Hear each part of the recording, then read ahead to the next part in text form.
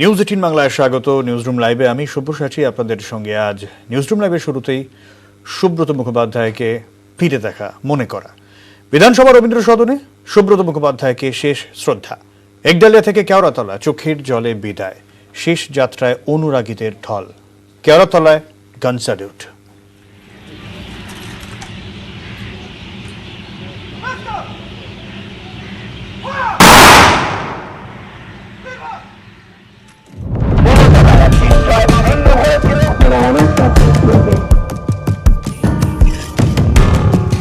বিদায়, বঙ্গ রাজনীতিতে সুব্রত অধ্যায়ের ইতি।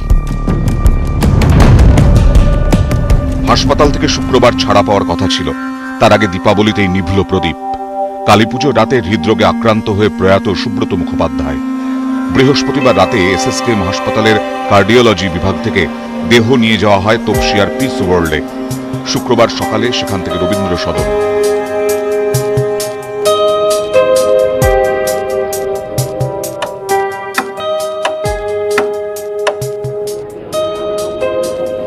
রবীন্দ্র সদনে তখন উপস্থিত নেতা থেকে কর্মী, সমর্থক, অনুগামীরা সুব্রত মুখোপাধ্যায়কে শেষ শ্রদ্ধা জানাতে।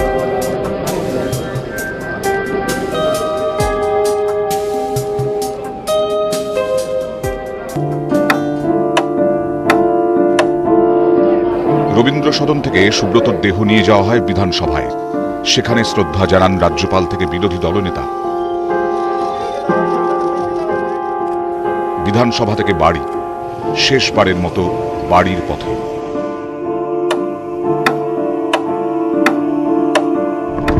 একডালিয়ার বাড়ির সামনে আগে থেকেই ভিড়, চোখের জলে শেষ শ্রদ্ধা।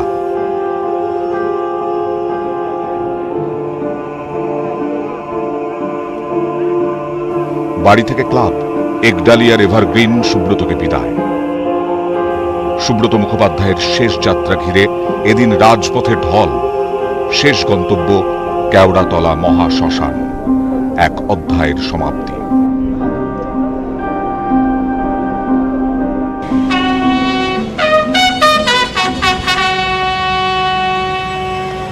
নিউজ 18 বাংলা। প্রিয় সোমেন সুব্রত, একদা বঙ্গ কংগ্রেসের ব্রহ্মা, বিষ্ণু, মহেশ্বর বলা হতো এই ত্রয়ীকে। একে একে বিদায় নিলেন তিনজনই।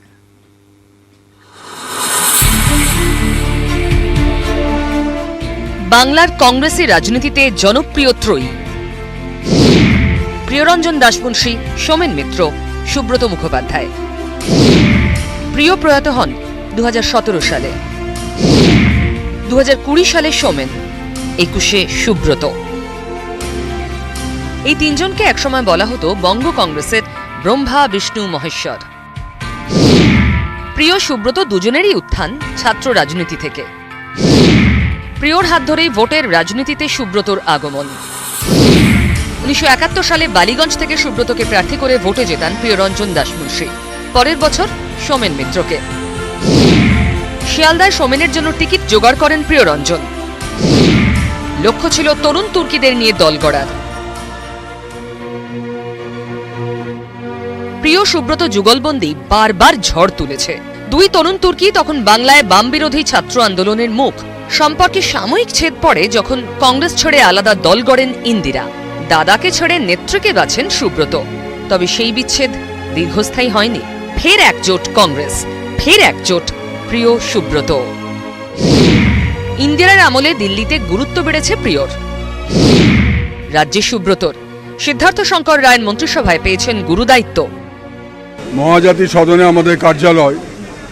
সেই সময় থেকে যে সন্ত্রাসের রাজনীতি বাংলায় শুরু হলো, তার বিরুদ্ধে প্রিয়দা এবং সুব্রতরা দুজনে যে নেতৃত্ব দিয়েছিলেন, তাতে আমাদের মতো হাজার হাজার তরুণ তরুণী সারা বাংলায় আন্দোলনে ঝাঁপিয়ে পড়েছিলেন এবং জাতীয়তাবাদী আন্দোলন তাদের নেতৃত্বে গড়ে উঠেছিল। দুই তারকার তুলনায় কিছুটা পরেই সোমেন মিত্রর আত্মপ্রকাশ। কংগ্রেসের অন্দরে প্রিয় গোষ্ঠীর বিরোধী বলেই পরিচিত ছিলেন তিনি। একাধিকবার বিবাদ হয়েছে সুব্রতর সঙ্গে, তবুও বন্ধুত্ব অটুট থেকেছে। সোমেনের মৃত্যুতে সুব্রত লেখেন, প্রিয়দার মতো বক্তৃতা করে মানুষকে টেনে রাখার ক্ষমতা সোমেন মিত্রর ছিল না। ভাষণবাজির দিকে না গিয়ে সংগঠন আর কর্মী গড়ে তোলায় মন দিতেন। চাঁদা অনেকেই দিয়েছিলাম, কিন্তু প্রদেশ কংগ্রেসের সদর দফতর বিধান ভবন গড়ে উঠেছিল মূলত সোমেন মিত্রর উদ্যোগেই। প্রিয় সুব্রত সোমেন, এই ত্রয়ীর কেউই আর রইলেন না। এক বিশেষ ঘরানার সমাপ্তি দেখল বঙ্গ রাজনীতি। নিউজ 18 বাংলা।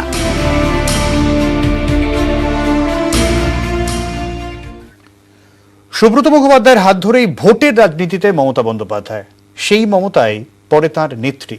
দীর্ঘ 50 বছরের পরিষদীয় জীবন দেখেছেন অনেক চড়াই উতরাই, কিন্তু কখনো সৌজন্যের রাস্তা থেকে সরেননি। বাস্তবে পা রেখে গিয়েছেন ভবিষ্যতের দিকে। আমি ডেড বডিটা থাকবো না, তার কারণ হচ্ছে আমি সুব্রতর ভিতরেও আমার পক্ষে দেখা সম্ভব। আমি তাদের খুব ভালোবাসি, তাদের ডেড বডিটা আমি দেখতে চাই।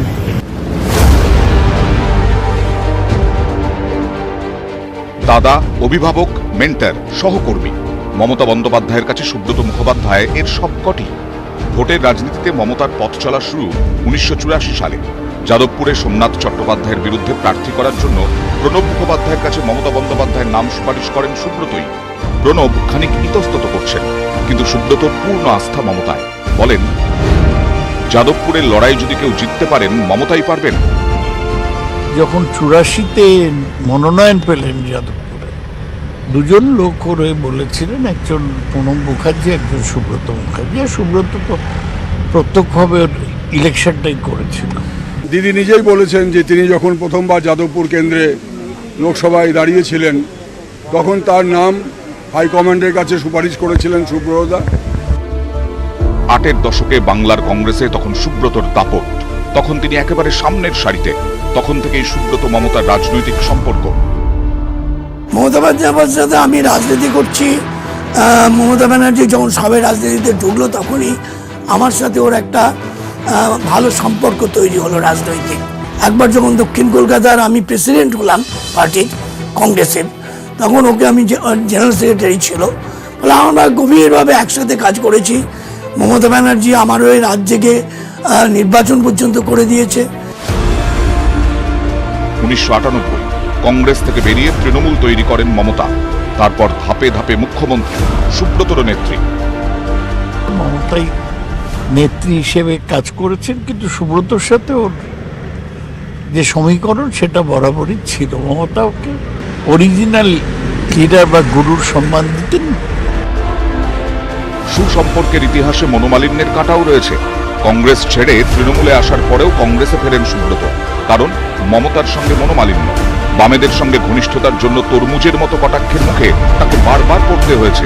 আবার এই সুব্রতই কংগ্রেসে থাকাকালীন হঠাৎ হাজির সিঙ্গুরে মমতার অনশন মঞ্চে। সুখে দুঃখে আমরা খুব ঘনিষ্ঠতা ছিলাম রাজনৈতিক জগতে। পরবর্তীকালে যখন কংগ্রেসটা প্রায় অনেকটা উঠে গেল, আমার সহকর্মীরা অনেকে মারা গেলেন, including Priyaranjan Das Munshi and others, তখন মমতা ব্যানার্জির সঙ্গে থেকে কংগ্রেসের মতন দল পেলাম একমাত্র তৃণমূল কংগ্রেসকে। সুখের সঙ্গী, দুঃখেরও সঙ্গী। নারদ মামলায় সুব্রত গ্রেফতার, তার পাশে দাঁড়ান মমতা। 50 বছরের পরিষদীয় জীবনে সমস্ত শিখরই ছুঁয়েছেন। অনেকে বলেন মুখ্যমন্ত্রীও হতে পারতেন। কমপ্লিট চিফ মিনিস্টার মেটেরিয়াল, সেটা হলে এই বৃত্তটা সম্পূর্ণ। সুব্রত নিজে অবশ্য বলতেন, মুখ্যমন্ত্রী হওয়ার স্বপ্ন আমার নেই, মমতার মন্ত্রী হিসেবেই থাকতে চাই। মমতা মুখ্যমন্ত্রী, আমি মন্ত্রী। মমতার মন্ত্রী হিসেবেই ইনিংস শেষ করলেন মমতার মেন্টর। নিউজ 18 বাংলা।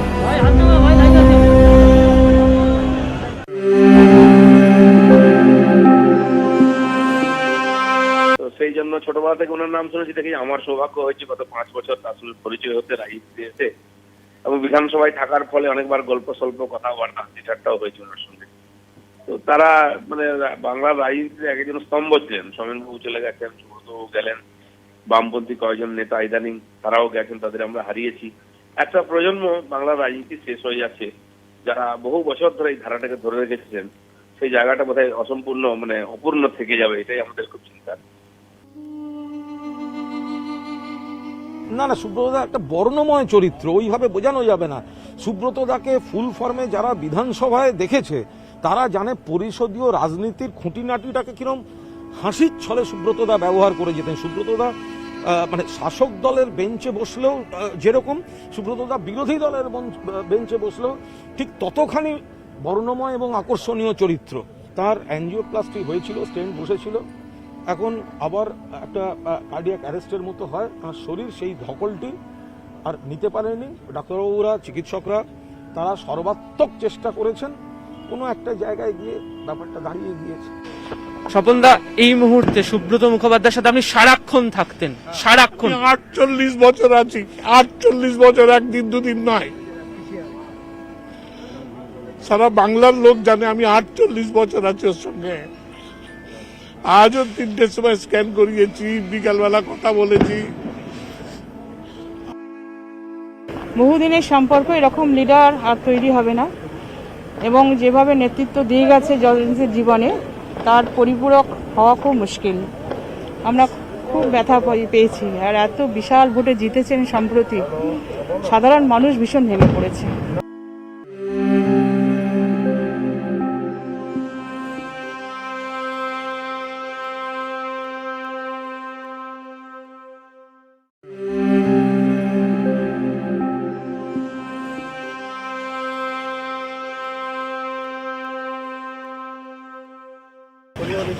আমার জীবনে আমি অনেক দুর্যোগ দেখেছি, কিন্তু সুব্রতদার মৃত্যুটা আমার কাছে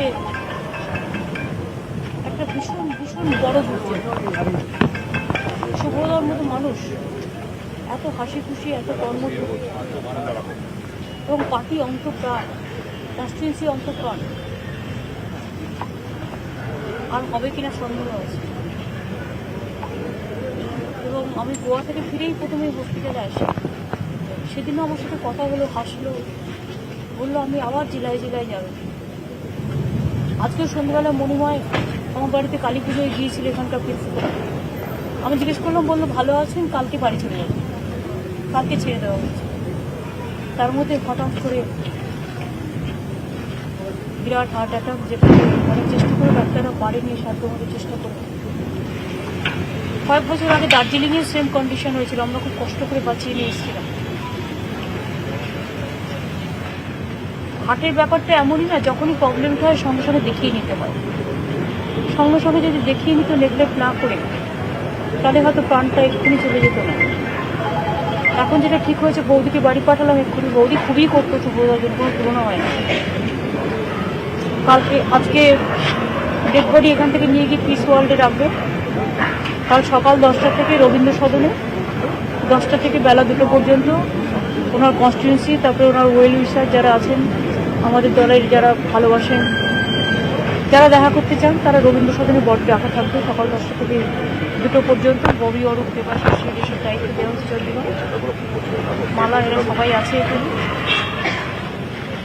কালকেই তারপরে ওখান থেকে বাড়ি যাবে, গড়িয়াতে যে বাড়ি থাকতেন। তারপরে ওনার প্রিয় ক্লাব, এভারগ্রিন ক্লাব, যে ক্লাব ওনাকে ছাড়া ভাবা যায় না। আমি আস্তে আস্তেই ভাবছিলাম যে এবার দিনের পুজোটা এবার কী করব। পুজো অন্তঃপ্রাণ, সেখান থেকে তারপরে ক্রিমেশনের ব্যবস্থা করা হবে। বাট আমি ডেড বডিটা থাকবো না, তার কারণ হচ্ছে আমি সুব্রতর ভিতরেও আমার পক্ষে দেখা সম্ভব। আমি তাদের খুব ভালোবাসি, তাদের ডেড বডিটা আমি দেখতে চাই। ডাক্তাররা অনেক চেষ্টা করেছে, সাধ্যমতো বৌদি অনেক চেষ্টা করেছে, তার সহকর্মীরা অনেক চেষ্টা করেছে, তাদের অনেক থ্যাঙ্কস। কিন্তু কালী পুজোর দিন, এত আলোর দিনে এত বড় একটা অন্ধকার নেমে আসবে, এটা আমরা ভাবতে পারবো। আমাদের সবার নেতা ছিলেন, কোনো না কোনোভাবে আমরা সুব্রতদার সাথে ছিলাম। আজকে উনি নেই, ভাবতে আমি পারছি না। এসএসকেএমে দাঁড়িয়ে ওনার সাথে যখন উনি ভর্তি ছিলেন, তখন আমি রোজ আসতাম। শুধু দুদিন কালী পুজোর উদ্বোধনে আসতে পারিনি, নাহলে আমি রোজ রাত্রিরে আসতাম। দুদিন আগে ওনার যেদিন স্টেন বসলো, সেদিনও এসে খবর নিয়ে গেছিলাম। সেদিন উনি এতে ছিলেন, আইসিইউতে ছিলেন। ওনার কাছেই জীবনে অনেক কিছু শিখেছি। আজকে উনি নেই, এটা একটা বড় ক্ষতি। এই ক্ষতি মমতা ব্যানার্জি আস্তে আস্তে একদম ভেঙে পড়লেন, বলে আমি অনেক ঝড়ঝাপটা সামলেছি, কিন্তু এই ক্ষতি চিন্তা করতে পারবি না আমার কত বড় ক্ষতি হয়ে গেল। উনি এত হিউমারাস লোক ছিলেন, প্রতিটা কথা তার এমন ছিল যে মানে সবাই সেটাকে উপভোগ করত। এইরকম একটা প্রাণবন্ত মানুষ একেবারে মানে এরকম একটা আলোর দিনে চলে যাবেন, এটা মানে ভাবা যাচ্ছে না, নেওয়াও যাচ্ছে না। আজকে এই আলোর দিনে একটা বড় অন্ধকার নেমে আসা। উৎসবের আবহ এখনো জারি। বারাসতের বিদ্রোহী সঙ্গের পুজোয় তাই ঢু মারবো। আর রয়েছে আমাদের প্রতিনিধি ইরন, কারণ 50 বছর এই বছরের তাদের পুজো, আর মণ্ডপ তৈরি হয়েছে মাদুর দিয়ে। ইরন,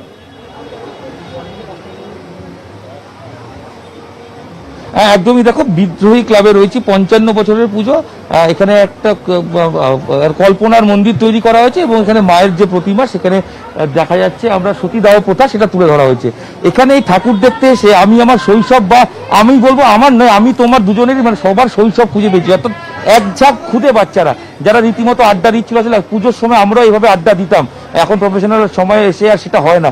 তোমরা তো এই পুজোর সময়টা, দুর্গাপুজোয় তো এই আড্ডাটা হয় না, কালী পুজো হয়, কি করো?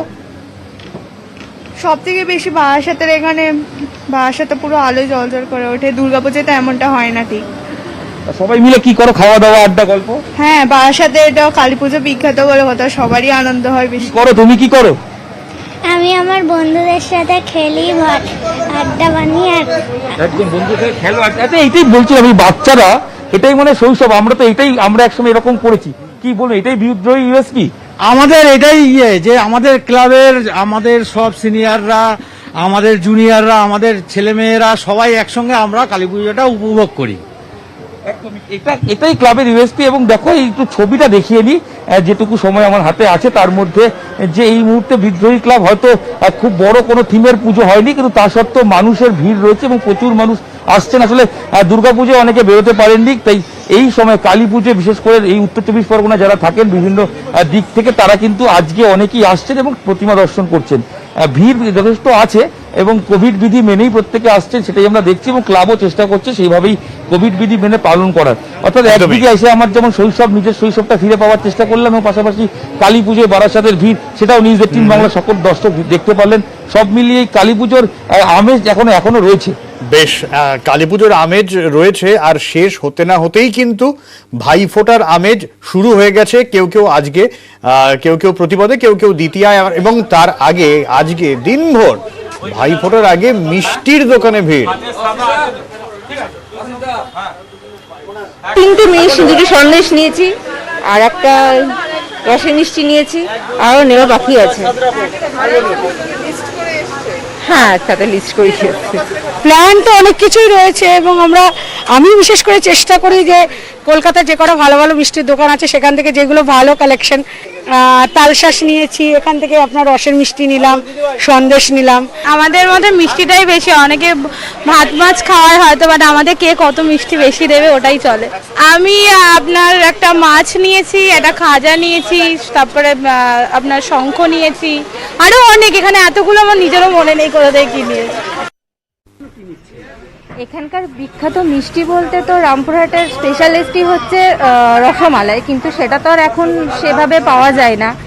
আর এখন বুঝতেই পারছেন যে সবারই ডায়াবেটিকের একটা আছে, তো যার ফলে মিষ্টি 7 রকম 5 রকমটা দিতেই হয়। তো সেই নিয়মার্থে যেটা পাওয়া যায় সেটা নিয়ে যায়, এবং দিতে ভালো লাগে, ওভাবে প্লেট সাজিয়ে দেওয়ার একটা রীতি আছে বাঙালিদের, সেটাই ভাবেই আমাদের ভাইফোঁটাটা এভাবে উদযাপন করা হয়।